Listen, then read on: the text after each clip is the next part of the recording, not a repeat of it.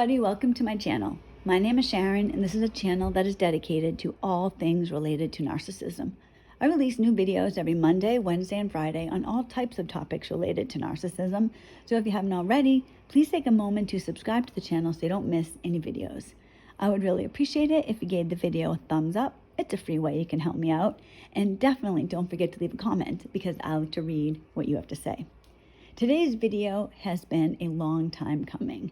I knew I needed to make this video from several months ago, but it's so personally painful for me to talk about these things, to think about these things, that I kept putting it off. That is until last week when somebody inspired me to make today's video. So here I am. Now, usually when I make videos, I'm surrounded by a stack of my notes. Today's video, I'm literally pacing around my house while I'm making this video because it's so stressful to make. I'm going to tell you today what you need to know if you are divorcing a narcissist. And I'm going to tell you some crucial errors that I made that are affecting me, my kids, Joe, my future. I don't want anybody else to make the mistakes that I did. The reality is, when you are divorcing a narcissist, you are walking into the middle of hell. And if you don't act that way, if you don't realize that, you're going to get steamrolled like I was.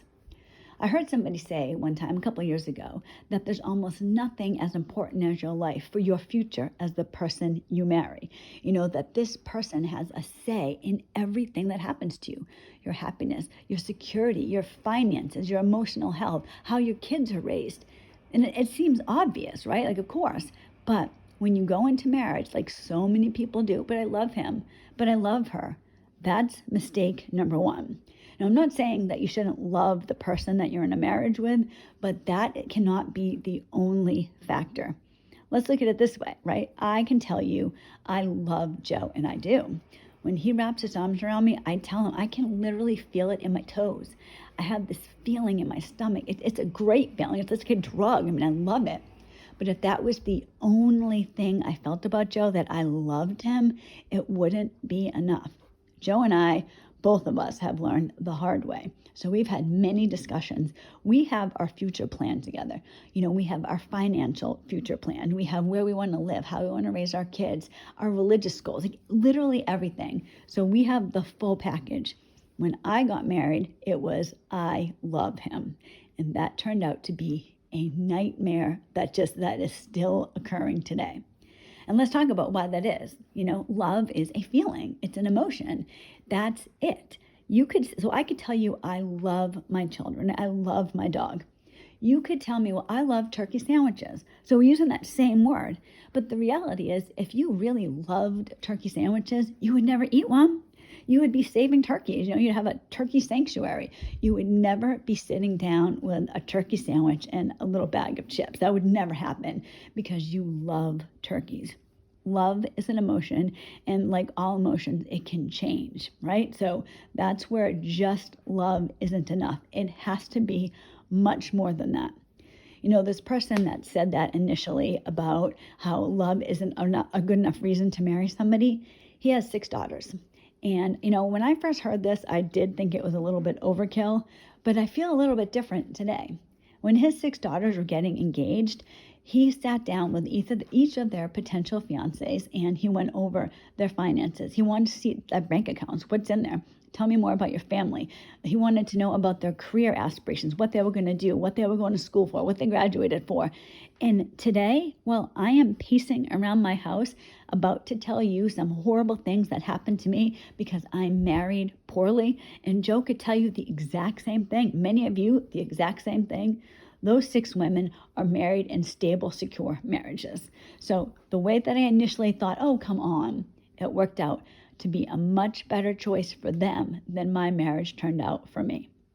Now, one of the first things to understand when you're dealing with a narcissist, it's not so much who you're dealing with, what you're dealing with. You cannot go into a divorce from a narcissist doing what I did. When I went into the divorce from my narcissist, what I wanted was my freedom. I wanted my freedom and I wanted full custody of my minor child. That's what I wanted. Nothing was more important to me than that. I completely neglected to remember what I'm dealing with. He was not going into the divorce, well, you know what, it didn't work out, but let's just separate and, make things fair and we'll both move on with our lives. No, I did that, but only one person doing that isn't enough. Do any of you know the story of Alexander Hamilton and Aaron Burr?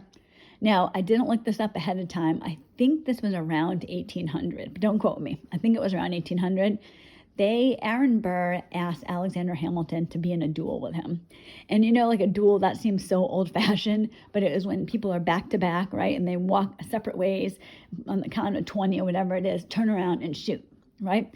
So even at the time when they were doing this, it was kind of being outlawed. I think some of the states you couldn't do it anymore. I'm actually thinking, if I'm correct, if I remember my homeschool history correct, that they actually went to a different state because of this. But anyways, they get into this duel. Now, Alexander Hamilton did not want to do the duel. He didn't want to do it, but he was trying to save face. So he thought Aaron Burr felt a similar way to him. So Alexander Hamilton, he was not going to aim to kill. He was going to shoot his shot off, in the distance so that it didn't hit him. Aaron Burr felt very differently. He hated Alexander Hamilton. So they back to back, they walk, they turn, and when it's time to shoot, Alexander Hamilton shoots far off to the left or the right, whatever he did. Aaron Burr shot dead center, shot and killed Alexander Hamilton. Alexander Hamilton made a life-altering decision, literally, by not understanding who he was dealing with. He was dealing with somebody that wanted him dead, and that's exactly what happened. So you're going through a divorce from a narcissist, right? Like if you're like me, I just wanted it over. I just wanted what was fair, half the house, things like that everybody gets because that's the law. I wanted things to be fair. I just wanted my freedom. My ex did not go into it that way. He went into this, I hate you, Sharon, and I'm going to hurt you as much as possible. If this hurts our kids, then it hurts our kids, and then I'm going to blame that on you. And that's what happened. Now, right from the beginning, I went in the wrong way. I forgot what I was dealing with. And it happens because you're so exhausted at the end. You're emotionally bankrupt. It's just horrible. You just want this nightmare over. It's terrible. That's not the narcissist. They're just getting going. One of the things to remember when you're getting divorced is that from getting divorced from a narcissist, it's going to be difficult. You can't rest. It's not time to just throw in the towel and just, oh my gosh, let's just get this over with. You have to fight. Even if you don't want to fight, you have to. Remember Alexander Hamilton and Aaron Burr. Alexander Hamilton should have fought, but he didn't. And look what happened to him. Look what happens to so many of us. At the very beginning, one of the most important things to remember is the divorce attorney really matters. My divorce attorney is horrible. Well, and I'll tell you what happened to me, because many of you are thinking to yourselves, yeah, I know, Sharon, we told you this, and you did. The problem I had, and this is what happened with my divorce attorney, I went to this attorney's house right from the beginning. Well, I had $3,500. I had $3,500. So let me just tell you something. Giving her that $3,500 affected the heat that my kids and I had in the house. It affected what type of food I could buy. It affected a lot of things. I didn't have $3,500, but I had no choice. Like I had to get divorced. So I gave her this $3,500. My pastor actually recommended this attorney. I later found out that, and I guess this is obvious, that there was a lot going on with my attorney where she had friends and they would recommend each other, and that happened with the real estate agent too, so I'll get into that. I don't think my pastor really knew her that well. He just heard, oh, it's a divorce attorney, she favors women. No, she favors who pays her.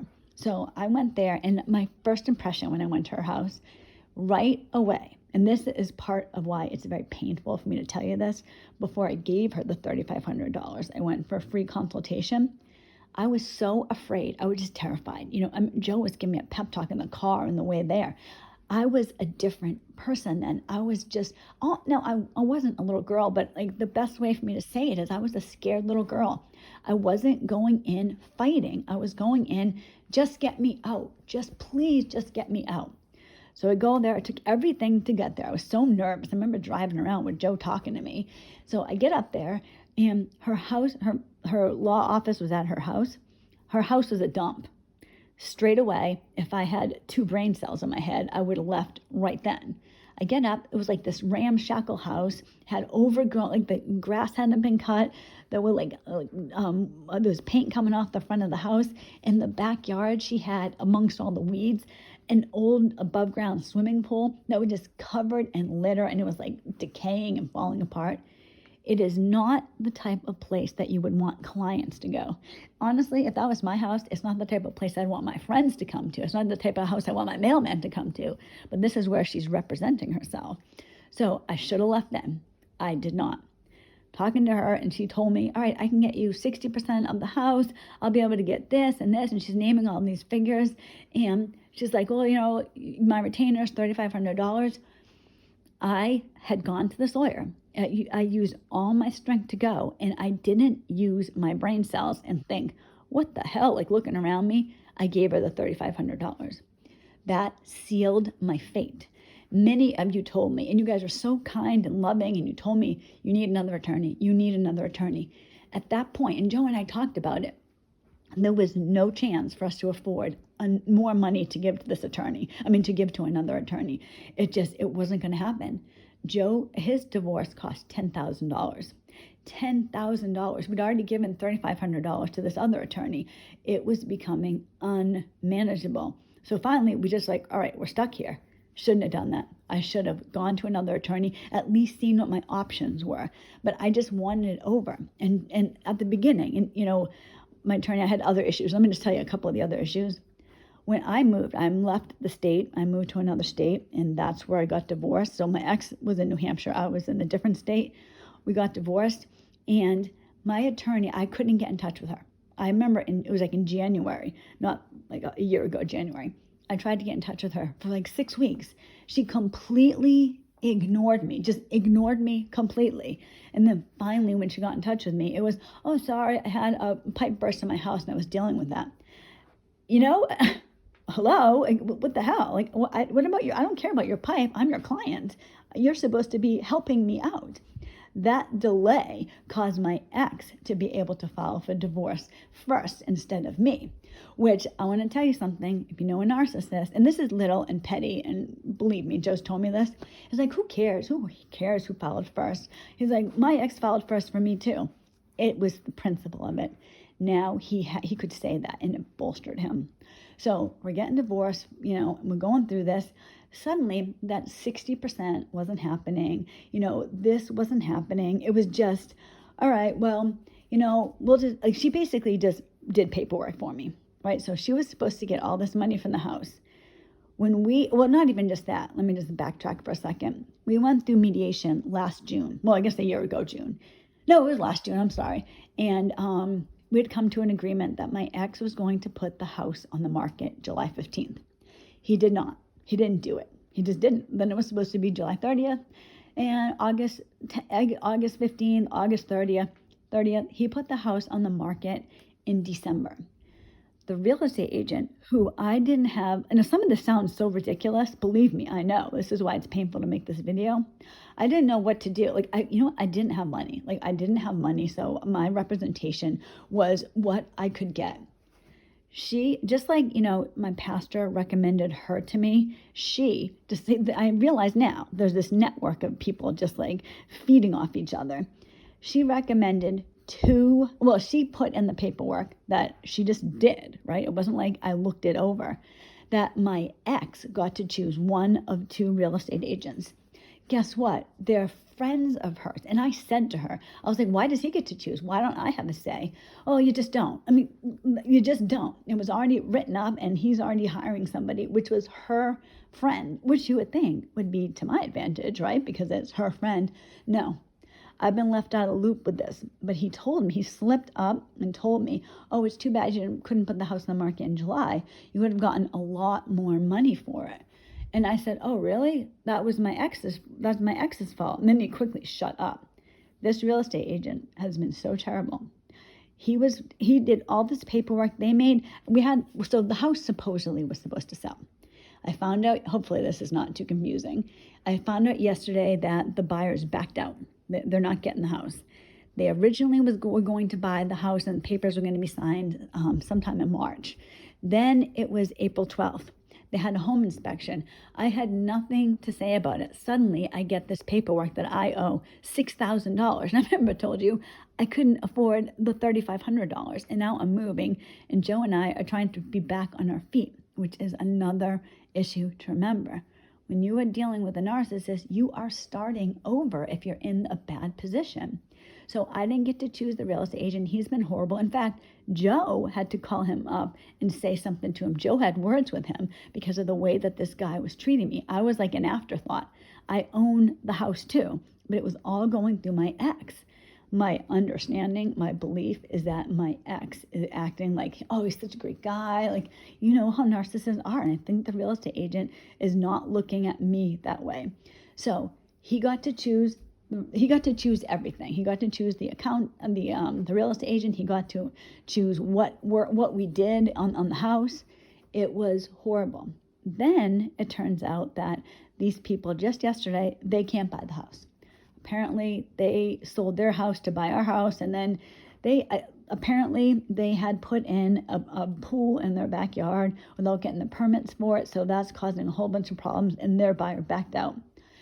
We do not get, so I said to the real estate agent yesterday, I said, so, all right, well, we will get that deposit, right? When I bought a house, I bought in 2 houses, you pay a deposit that is non-refundable. Am I wrong on this? I actually have a really good friend who's a real estate agent, so I'm going to ask him. But if any of you know, please tell me. Maybe I'm wrong.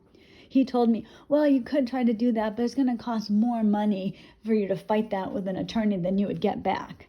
Now, they put down $15,000, so it's going to cost me more than $15,000. I thought that was the deal. When you put a deposit down, it shows you're serious. Like, I'm not going to back out. My house is taken off the market, and this is how I can know that you're serious about it, because you're paying this non-refundable deposit. Apparently not. So now the house, it doesn't sell. The real estate agent told me that, I think I kind of skipped over this. He told me that if it had gone for sale in July, we would have gotten a lot more money for it. My ex wasn't penalized for that. Like, it isn't like, okay, well, now she gets more of the share of the house because you didn't put it on the market when you were supposed to. No, not at all. So I just lost all that money, which was a significant figure. The housing market was a lot different in July in New Hampshire than it is now. Of course, you put the house in the market and it went like $40,000 less than it was than it was put for sale on. Then we had to put a new roof on, all of this stuff that I had to deal with. And you know how I'm paying for it? It's coming out of what I get for the house, and my kids are affected by that. My ex, when we were married, he charged $100,000 behind my back. I didn't know about it. I didn't buy anything. I didn't spend anything. My name wasn't even on the credit cards. Because we were married, I have to pay half that debt. So I have to pay out of my proceeds from the house, right? I'm paying for these repairs that I couldn't afford. My ex can afford them, but I can't. So I'm paying for these repairs that I can't afford. Then on top of that, I have to pay, of course, the real estate agent who I didn't get to choose, who I don't care for. And then on top of that, I have to take out half of the money that my ex gave, that my ex charged behind my back. I have credit card debt too. I had to use my credit cards when I was separated from my ex. I needed to buy a new car. I had to charge $5,000 to buy a new car. I ended up with a lease, but I had like a deposit for $5,000. I also had to charge my son's orthodontic treatment. I had to sometimes charge food. It was really, really bad. My ex doesn't have to pay any of my credit card debt, not a dime. And that is because we weren't living together at the time. When we were living together, his $100,000 was racked up. We weren't legally separated. Technically, we were married. I'm still stuck paying it. He's not paying anything. His attorney went in like an attack dog. He just went in for everything. I have a snake breeding business. He wanted half of that. He wanted half of the money I'd saved for our kids for college because it was in my name. I didn't put it in my kid's name. I put it in my name. He wanted half of that. He got everything. He got every single thing. When I would say something to my attorney, well, it is only fair.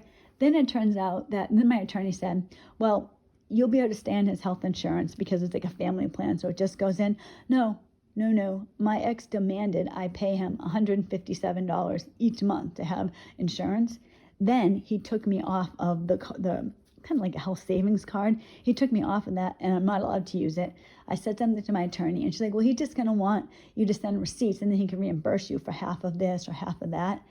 That's not how it works. Joe and I talked about this on the channel the other day. He would suddenly, if I just sent him a receipt, right, he would want to know, he'd want to call the doctor. He'd want to know why the kids are at the doctor's. Now, this is somebody that doesn't see my kids. He hasn't seen them in 3 years. He would want to know every single thing about, I'm going to actually call that doctor. I'm going to see what's going on. I want to make sure you put me as a contact so that they can call me so I can talk to them. I'm trying to do no contact. So to do that, it's too much. It's ridiculous. So I'm going to end up losing all that money. My son needs his wisdom teeth out. I can't get anything from him. He will want me to show him receipts, and he wants to call the doctor. And that type of stress in my life is just, I can't do it. So Joe and I are going to pay for all that. My ex is taking everything, you guys. I am the mother of his children. He doesn't care. Please consider that when you go into a divorce from a narcissist. They don't care about you. They hate you. They are Aaron Burr. I mean, that's really what you're dealing with. The attorney is absolutely crucial. I should have gotten the hell out of there when I saw how bad her house was. She was just telling me, well, I guess that's fair. Oh, well, this is how it has to be. She never fought for anything, you guys. And Joe kept telling me, all right, Sharon, you know what?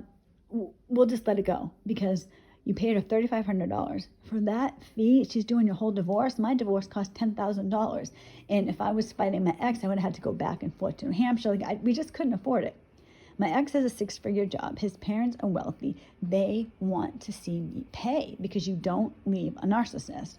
So I had the $3,500, and Joe, he kept saying, well, at least you're getting out. At least you have this. At least you have that. Last week, my attorney said to me that guess what? She also wants a cut out of the proceeds I get from the house. By the time everything is taken out, I'm going to have almost nothing from the house. And not one person considers that. My ex, he sent me an email a while ago telling me that that he has amends. He's in AA, and he said he has amends he wants to make to me. And Joe said to me every time, really? He wants to make amends to you. If he wanted to make amends to you, you would see it in the divorce. He would know. I spent this money. I'm not going to make her pay the credit card. You know, when it comes to child support for my son, he doesn't offer anything for his daughter because she's out of she's 19. He doesn't try to help her with college. He literally has never even said, here's $100. This can help for her books or whatever. Nothing. It's all on me. The person who was a stay-at-home wife for almost 20 years, who lost all that time in my career. Joe and I, when we tell you that we're scraping by, we're scraping by. Right now, today, while I'm making this video, Joe left for work a couple hours ago, and he is working hard manual labor today. Now, granted, I get it. Like, my ex doesn't care about that. But Joe pays for my kids to eat dinner half the time. That's the reality. My ex, nothing. He has to pay a certain amount on child support. It's the smallest amount that he has to pay. And he fought and won that if he gets a raise, or if he changes jobs and makes more money, he still doesn't have to pay more than that. So he got everything on me, you guys, everything. I am left literally with almost nothing, starting over in my 40s, and that is not the place you want to be. I'm telling you this. I'm telling you I got steamrolled. Maybe we can make another video and I can tell you what happened with Joe's divorce, because a similar thing happened to him. We're trying to raise the kids. We're trying to take care of our animals. We're trying to work and pay bills. The narcissist doesn't care. They're just coasting through life. I mean, when you really think about it, Joe and I are raising 4 kids together. They have 2 other parents, but their parents don't help them. They don't take care of them. My ex hasn't seen his kids for 3 years because he decided that's how he felt. My kids told me that they didn't want to see him. I told this to my ex, and he said, literally, oh, screw them. That was the last time that's the last time they had anything to do with him. He chooses this, but he has 2 kids that the court are not making him financially responsible for. He has to pay this minimum in child support. That's it. And remember, out of that, I have to pay $157 for my own health insurance because he refuses to pay for that. Even though, according to my attorney, that's pretty typical. The family plan keeps rolling over until either I got remarried or my ex changed jobs. But no, in my case, well, I guess that's fair. I got left with nothing, you guys. My ex won't even put his own kids as the beneficiary on his life insurance policy. He has $1 million life insurance policy. $1 million. And in his death, he won't let his kids benefit from that. He has his wealthy parents as the beneficiary of his $1 million life insurance. My kids get nothing. My attorney, air quotes, tried to get the kids to be the beneficiary of that. He just said no. That's it. No, he doesn't want to. He got everything he wanted. I technically got everything I wanted because when I went into this divorce, I wanted my freedom and I wanted full custody of my son. I got both. But the reason I got full custody of my son is because he didn't fight for it. I should have gone into this divorce fighting. I didn't want to. I just wanted to be out. That's all I wanted. But when you're fighting an opponent who feels differently than you, when you're fighting somebody that wants you to pay, that literally hates you, that's when you're going to get into a lot of trouble. You need to hire a good attorney. And you know, what I should have done was, first off, when I saw how bad her house was, I should have left. But that was before I gave her the $3,500. I should have interviewed, looked up recommendations for attorneys. I should have asked people I knew who divorced. I should have spoken to former clients. That's what I should have done. And when I didn't like the things she said, I should have tried to get another attorney, even if I couldn't, even if I had to, or maybe I'd have to, Joe and I would figure out a way to pay more. I don't know. I should have dropped her instead of, well, I already paid her all this money. I can't afford anything else. I'm stuck. This is your life we're talking about. Get a good attorney, however you have to. It's so crucial because that person will represent your future, will represent your life. We told you at the beginning, almost nothing in your life matters as much as the person that you marry. Almost nothing in your divorce matters as much as the attorney you hire. And go into a fight with a narcissist, fighting, kicking, screaming, scratching, because the reality is they're coming at you that way. If you were going to go have a fight with somebody, you wouldn't show up with 2 fists. When you see them standing there with a knife and chain and guns, you would have to fight equal to them in order to have any chance at all. Because at the end of the day, you could at the very least, think, all right, I really tried my hardest. It's not, well, I knew I shouldn't have done this. I knew I shouldn't have done that. And I got screwed here. And now this is going to affect me for the rest of my life. It affects my kids. It's a horrible place to be, you guys. I hope that this video helps you. Anybody, if you're going into it, I know it's horrible, it sucks, it's terrible, but you have to finish it out. You cannot just ignore it. You cannot hope it goes away. You cannot just be nice. You cannot, nothing. You have to go in there fighting like your life depends on it, because it does. When it's over, then you can start putting your life together. Then you can breathe. And I'm sorry that you can't do it beforehand, but you need to remember who you're dealing with. Remember, I told you, Alexander Hamilton, Aaron Burr, one of them left that fight 6 feet underground. Don't let that be you. Thank you, guys. This is not an easy video to make, but thank you for listening. I hope it helps somebody. I will see you on Friday, and until then, I hope you have a great rest of the week. God bless.